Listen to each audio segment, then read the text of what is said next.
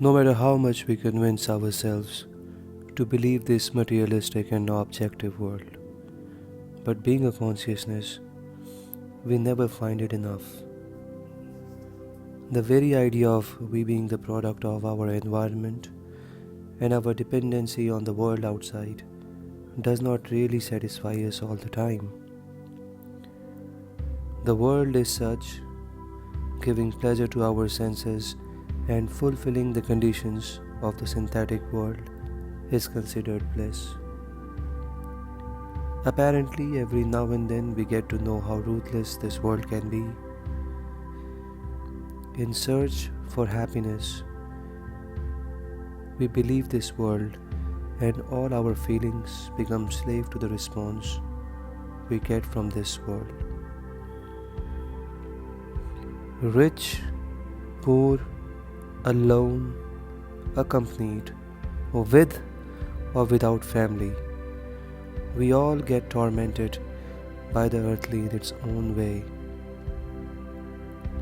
And then, whenever we find this world meaningless, we resort to this long, dark, unexplored tunnel we all have inside us. We know this tunnel is dark, but enlightening as well. And there's a belief that we could find our consciousness in it. A consciousness unaffected by what we call mundane. Occasionally, when we are alone and scathed, we enter in this darkness as a seeker to find the truth that lies at the other side of the tunnel. But then, it's never easy to navigate through. This tunnel is so dark, there's a fear of oblivion, and there's a possibility we might get lost forever in this nothingness. So the time we realize the immense darkness of this internal world, we pull back. Despite this place being dark and gut-churning, it always entices us.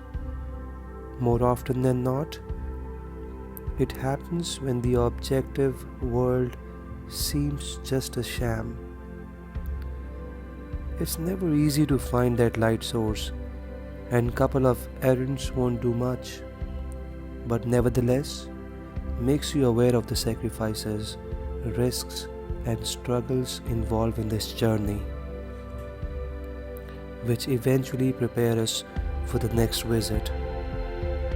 Maybe someday we won't retreat and keep pushing ourselves through the darkness and might embrace oblivion, so to be a soul which does not get affected by the worldly. To be conscious again, we need to be unconscious of this materialistic world.